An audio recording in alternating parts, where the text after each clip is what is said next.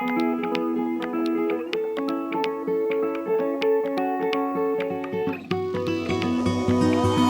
hello, everybody, and welcome to the Heroes Like You podcast, where we explore the lives of individuals who have overcome challenges and gone on to accomplish extraordinary things, and we discover that we are in many ways just like them.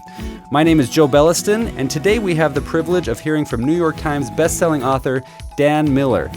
I first learned about Dan 5 or 6 years ago when I picked up his book, Wisdom Meets Passion. He's the author of 48 Days to the Work You Love, No More Dreaded Mondays, and several other books. But this book, Wisdom Meets Passion, really moved me and allowed me to make changes in my career that have been really beneficial. In fact, funny enough, the day after we recorded this interview, my job took a very unexpected and frankly unwelcome turn. But because of the principles and things I've learned from Dan over the years, it has allowed me to take this situation and rather than having it turn into something negative or an emergency, I've been able to take it and turn it into something really positive. So I hope this podcast inspires you today. I hope you get a lot out of it. Sit back and enjoy my conversation with New York Times bestselling author Dan Miller.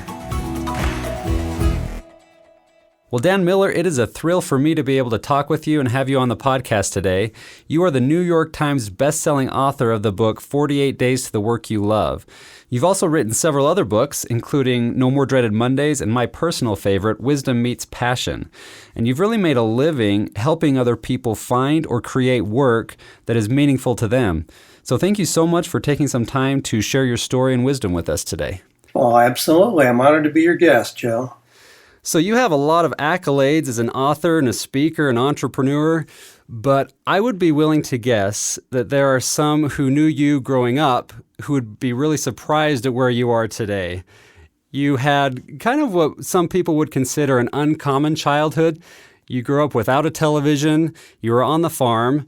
Take us back to Ohio in those early days. Tell us a little bit about what life was like for you growing up on the farm. All right. I have to chuckle when I hear you say that. People who knew me back then would wonder how I got to where I am today. Yeah, I grew up in a little town, and we were farmers. My dad eked out a living as a farmer. He was bivocationally pastored a little tiny church. But I went to a little school. There were 30 people in my class. And I went back to my 40th reunion. And at that 40th reunion, we discovered there were only 2 people who had left town. Really? 28 stayed right there in that little town, got jobs in local factories or on the farms, and put in their 30 years and retired, and that was it. Golly, I went back. There were 2 people. My old girlfriend and me were the only ones who left, and that's not the woman I married, but we're the only 2 that left town. But I went back, and I really felt like a fish out of water because here I am. I'm planning the next 25 years of my life. And all my peers from the school, man, they're finished. They're done. This thing, they did what they had to do, this thing called work, and now they're just living on retirement and Social Security. But anyway, I grew up in that environment. It's a rich environment. Growing up on a farm, you learn a little about agriculture, about mechanics and plumbing, electricity, construction. I love having all those things as a foundation and being able to learn a little bit of those things. My future was pretty predictable. I was going to go to school as long as the state said I had to, till I was 16, and then I would join my dad on the farm. That was the only option. We didn't talk about enjoying your work or doing things that were really fun for you. That wasn't an issue. You do what was responsible to provide for yourself and ultimately your family. But I think I had too much time out in the fields by myself, Joe. I had too much time to think and dream and imagine, and I just imagined things that would allow me to go more, to do more, to have more, to be more. And then somewhere in that environment, I got a hold of the little audio recording, The Strangest Secret. And I heard Earl Nightingale talk about, we become what we think about. And I thought, would it be possible for me to change the direction of my life that's so predictable by simply changing what I think about? So that became a real foundational principle then and continues to be today. But I started feeding my brain with things that gave me a vision of where I could go, what I could do. And much to my parents' dismay, I went on to college, finished high school, went on to college. But that opened some doors of opportunity for me. And I'll be quick to say, too, that time is a wonderful healer. I had a great relationship with my parents after I got married and had kids, but it took a while there. It was a little tough leaving what they thought was the direction I ought to take in my career. But I just kept exploring things. I've always been an entrepreneur. I've never had a real job where I got a paycheck. Never experienced that. But I've always just seen opportunities around every bush, and I just keep pursuing those. And every season of my life offers up new opportunities. So your motivation for leaving the farm and the familiarity of that life was just you felt there was something bigger and better for you personally out there, and you wanted to go get it. Is that right? Absolutely. I was totally convinced that my dreams could become reality, that I could, drive fancy cars, and I could travel and have friends who were intelligent, and I could read great books. Now, at that point, I certainly had no illusions about being a writer. I think it requires a little life experience to do that, and so that came later on.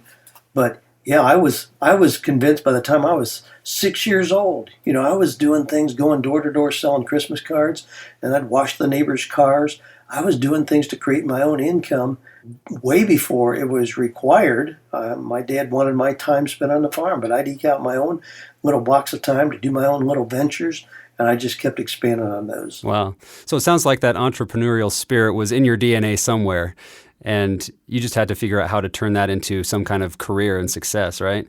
That's right. You have this love affair with books, and it sounds like that's really kind of what jump-started you in the direction that you've gone for really your whole life. Talk about why books are so important to you and how you feel they can help others. You mentioned in your opening there that I grew up where I did not have access to TV or radio. That was because of our religious beliefs. We were very, very strict. I grew up, my grandparents were Amish. My parents were conservative Mennonite. So we didn't have radio or TV. Those things were evil. Well, we can get a collective sigh for poor little Danny Miller here not having TV and radio. But you know what? There you go. Thank you. Now we can move on. Because you know what that did? It drove me to books. And books became my window to the world, my window to bigger opportunities, my window to understanding people who had acted on their dreams. It was a wonderful, wonderful connection for me, and has remained so. I would much, much rather sit down and read a great book than to, watch a movie or have the TV on, which we don't much even today. But yeah, books have been my window to bigger and better opportunities. So I'm a voracious reader. Typically, I read a lot, and I have for years and years and years, and that's been the genesis of virtually everything, every new idea that I've pursued. Well, I want to say a big amen to that. I've never been a great reader. I'm not the fastest reader. But after being introduced to your book and many others like that, I've found that it has really shaped my thinking, my mind, which has in turn affected my life for the better. And I'm like you, I would rather sit down and read a good book than watch a good TV show any day. You mentioned education and that you pursued higher education. You got a master's degree, and I believe you even pursued a PhD.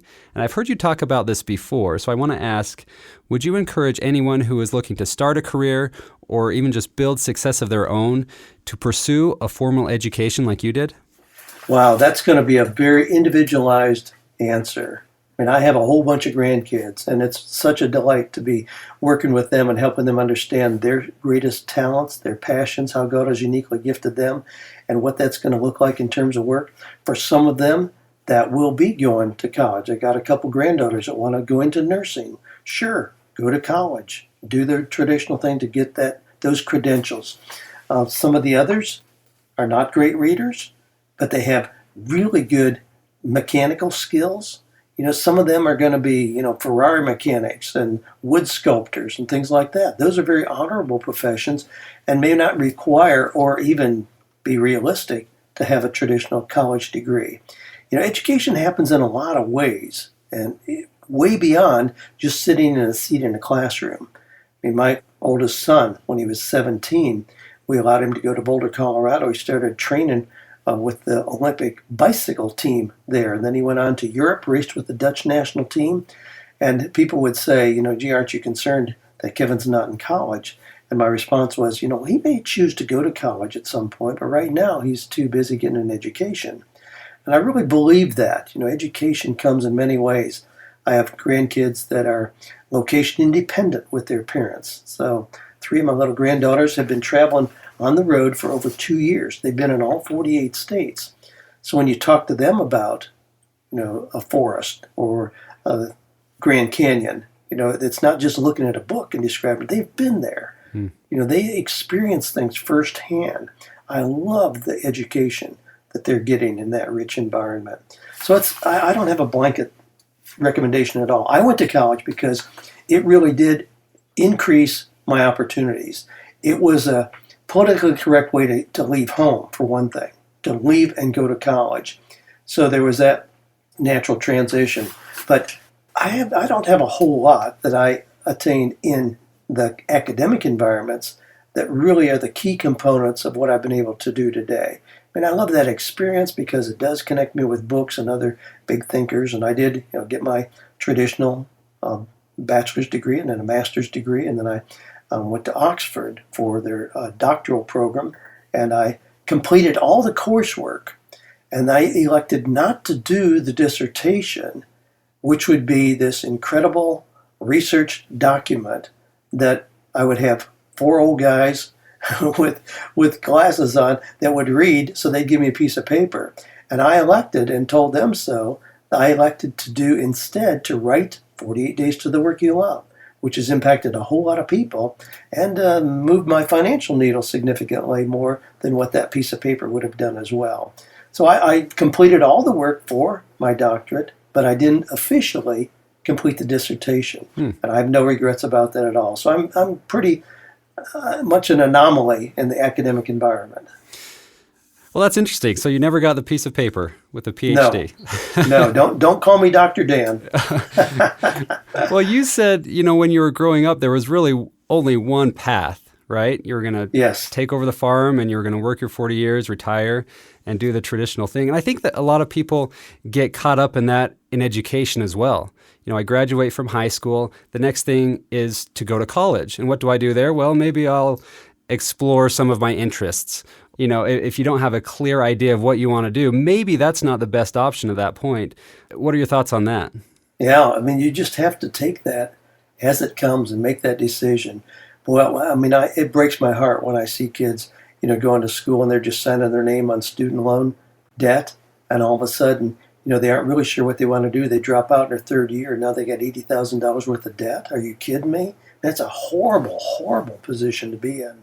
So be careful about that, but recognize you can get life experience. Sometimes taking a year off, you may want to travel, go to Haiti and live for a year. That may be more valuable in terms of helping to get clarification than a year spent in college. Yeah. Well, Dan, one thing that I really love and admire about you is that you seem to be an eternal optimist. There isn't much that gets you down. Even when the city tries to shut down a portion of your business, you seem to always just have a smile and say things will work out. And, many people would look at you and say, well, of course, Dan's got an ideal life. He's master of his own time. He's well-liked and respected by others. What's to complain about? But I know that life isn't always sunshine and roses. I've heard you tell the story of early in your career, you went through a pretty dark time when you found yourself hundreds of thousands of dollars in debt, a situation that could really break a lot of strong people, and yet you were able to get through that.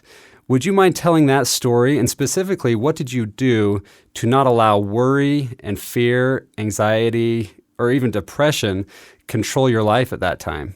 Wow. Yeah, that goes back a few years. I had built one business on top of another. I'd had some early successes and got kind of convinced I had the Midas touch, I think, which is often the case. And all of a sudden, because of some banking changes, I found myself in a pretty untenable position. I decided to sell one of the businesses I had, Health and Fitness Center, the primary business. We had about 4,000 members. Decided to sell at a public auction, thinking that, well, I'll get out of this mess that I've created, at least walk out with a shirt on my back and I'll just go on. Well, it didn't turn out that way. And I woke up the next morning and realized I had about $430,000 in debt. Ooh. And now I was advised by attorneys. It was a corporation, just file bankruptcy and clean the slate. Now, some of that was IRS debt, and of course that doesn't go away anyway. But I couldn't really do that. I didn't consider that for a nanosecond. Again, being raised in the Amish Mennonite environment, if your word's not good, hey man, dig a hole and shove me in. So I wanted to honor the word that I had given, even though legally I had a loophole to walk away from that. Now, I thought, being an optimist, as you've described, I thought, well, a couple of years I'll knock this out and go on. It took longer than that. The complications of that and the increasing penalties and interest from the IRS were just insurmountable. So it took me 12 years. But again, I don't regret that at all. During that period of time, we weren't able to have a house. We weren't able to own anything because of IRS liens. It was a kind of a dark period in terms of that. But the interesting thing is our kids who were young at that period of time, but old enough to know what was going on, they don't remember that as a tough time for us at all. Because the atmosphere didn't change in our house. We still had fun. We played games. Instead of going to Europe on a vacation or to Sanibel Island, we'd run through Taco Bell, get a six-pack of burritos, and go to the park. They didn't care. It still, to them, was an exciting life. It was always peaceful in our home. And I just, being the optimist that I am, started working on things. I got up the next morning after recognizing the mess I'd created, looked in the mirror and said, hey, dude, you got us into this. How are you going to get us out of this? No point in pointing fingers. It was my responsibility, and I just took it on as such. So worked our way out of that, and in that period of time, recognized, I thought at that point that if you're going to grow a business, you have to get bigger buildings, more inventory, more employees. Wow, I discovered you can build a business without having any of those things. So today I have a business that has 7 different income streams. I have no employees. I don't have a business, a retail place to come to. It's leveraging information in some really unique ways, and it's just astounding to me. And I don't think I would have ever been able to see that had I not gone through that tough, unexpected, and unwelcome time. Well, how do you do that? How do you keep your mind right? There are people like myself who, when something goes wrong, and just worry about it and can't let it go. Is it just a mindset? Or what are some things that we can do to not let that happen and to stay positive and to not get down? I think it is a mindset, but I think it's one that we can choose. I don't think it's just either you have it or you don't. And I don't think this thing about being an optimist is just either you are or you aren't. I choose every morning when I get up to see the world in that way, because I think it serves me well at the end of the day. I carry in my pocket, Joe, a coin, and it's from the Stoic philosophers, but it says on it, amor fati, which really means love what is. Now, that doesn't mean just a fatalistic thing, that no matter what happens, it's just, oh, well, I got a flat tire. Oh, well, I'll walk now. No, it doesn't mean just passivity, but it means an acceptance of what is as a starting point. And I've really worked on that. I mean, you kind of alluded to some things that I've got going on right now that are not welcome. It's an absolute ridiculous mess. But I don't stay awake at night over that. I've got good, competent people working on it. I go about my business. That's not going to define me. No matter what happens in that, that's not going to define who Dan Miller is a year from now. That's what I'm working on. Who is Dan Miller going to be? Not what is he going to have? Where's he going to be?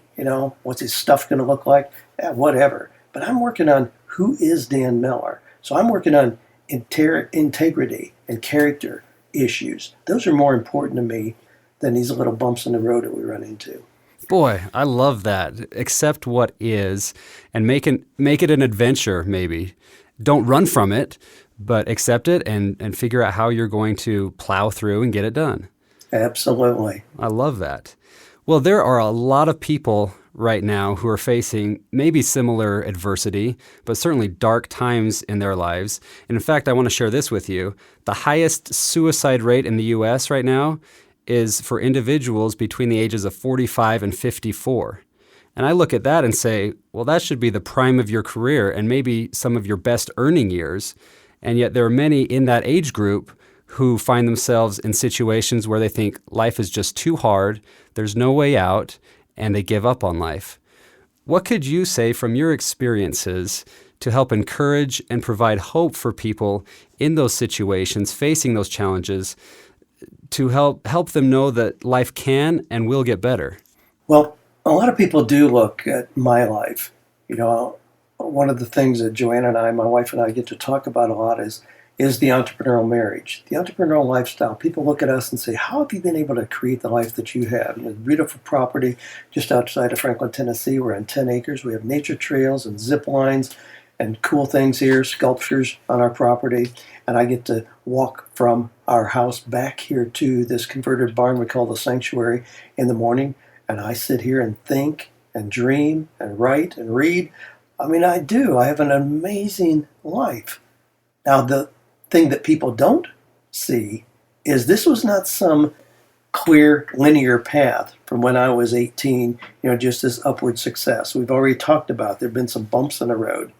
And when you talk about the ages there of greatest suicide, 45 to 54, everything that people know about me at this point, the writing that I've done, the speaking that I do, the coaching, the online communities and things like that, has happened in the last 15 years. When I went through that period of time, I was digging my way out of that $430,000 in debt, we got back to a point where I was back to zero. I mean, there was a day, it was in September of 2000, where I walked into my office and the fax machine peeled off 14 pages of IRS lien releases. That was a turning point for us, where I got that whole mess resolved. And with doing paying out, I mean, I had paid out, lots and lots of money, obviously. That was a point where I got back to zero. My net worth was zero, and we were elated. Guess how old I was? 53 years old. Wow. I was 53 years old. 53 years old when I got back to zero, and we were thrilled. So I started with absolutely zero net worth at 53, and I built the life we have today. So yeah, I'm optimistic about what you can do.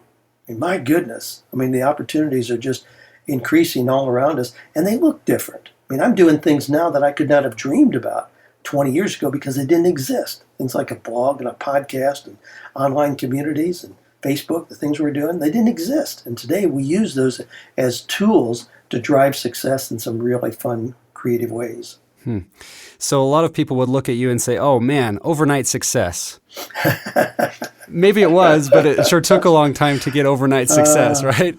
Yeah, at that point, during that darkest period of time where I had, we got the relentless phone calls, and the IRS agents would show up in our driveway at 5:30 in the morning. I mean, it was just absurd.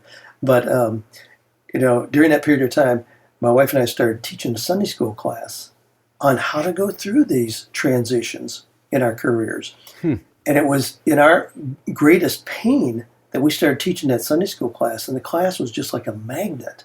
I mean, we were blown away. We started having people come from other churches who would come there for that class, and then they'd go back to their church for the sermon. We had people driving in from other states. I thought, good night, this is crazy. This is obviously a real need for people to feel like they're on track, to feel like they have a clear sense of purpose and calling, and knowing that their work really does matter. And it's not just the 18-year-olds. I mean, we were having physicians and attorneys and dentists and pastors show up in that class. So that's been the path, and that was an unexpected turn for me career-wise. I mean, I'm a sales guy. I'm going to survive no matter what. But to recognize this need and then turn addressing that need into the primary use of my time and what I'm doing and offering products and services, that was unexpected. And when that door opened, it was just like a dam broke. Wow, it sounds like maybe that was a blessing in disguise. Maybe, and you can argue this, but would you be where you are today if you hadn't have gone through that? Not a chance. And and it's interesting, Joe, because I'm often asked, Dan, what would you tell that 25-year-old Dan? And the implication is, what would you tell him to avoid those bumps in the road that I've had? You know what I'd tell him? I'd say, man, hang on to your hat. You're going to have the ride of your life. There is no way I would try to help that person avoid those experiences, because I don't think I could be where I am today without having gone through those. Now, I don't wish bad things for myself or other people. I mean, that's ridiculous. But when those come, instead of cringing in fear and anger, I immediately start to look, what am I going to learn from this?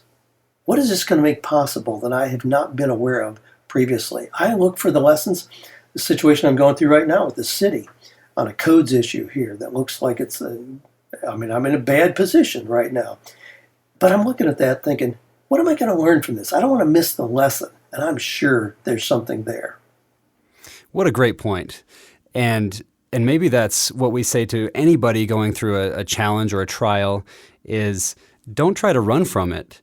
And how many people do we know that we see as super successful, whether they're athletes or actors or authors, whatever it is, And you go back and look at what they had to endure, what they had to go through to get to that point. And maybe we don't say, this is what you need to do to avoid those situations, but this is what you need to do to embrace it and get through it.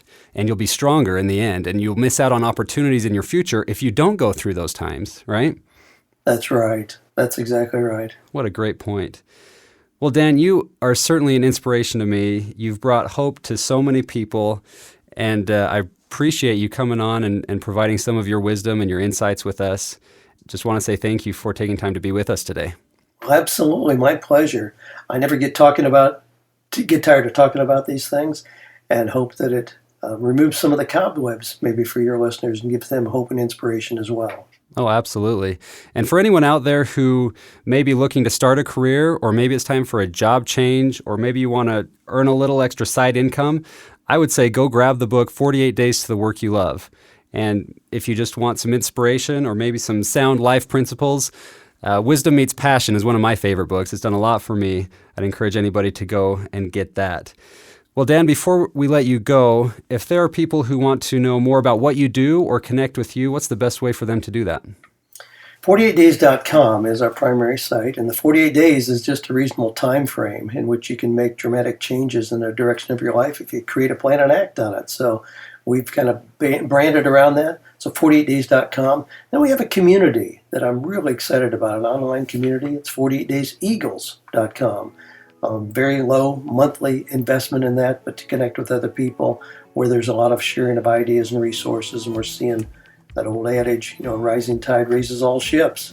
People in there are experiencing significant success because they're sharing ideas together. Yeah. Well, thank you again. Great wisdom, great insights, great thoughts, and we're all better for it, so I appreciate that. Thank you so much, Joe. Well, I hope that inspired you today. It really did me. There are so many situations, probably every day, that we could look at, either complain about and think the world's never going to get better, or we can look ourselves in the mirror and say, what can I do to make this situation better? I think that taking responsibility for our actions, taking responsibility for situations that we're in, even if they're not our fault, will really empower us and make the situation better, rather than thinking, oh, woe is me, and I'm just going to give up. I think it's really interesting that it took Dan 12 years before he paid off that debt. A lot of people would have given up. A lot of people would have taken the easy road. But look how it's paid off for him. And I think if we do the same thing and just push through our challenges, no matter how long it takes, no matter how difficult, we'll come out on top and much, much stronger in the end. Well, thank you so much for listening today. A big, big thanks to Dan Miller for taking his time to share his story with us. And a special thanks to you, the listener. I really, really appreciate it. If you like what you've heard and want more, please reach out to me at joe@heroeslikeyou.com, and I'd really appreciate it if you'd give a good review on iTunes. Well, thank you again for being here. It's a great day to be alive. There's so much to live for. We'll see you next time, and God bless.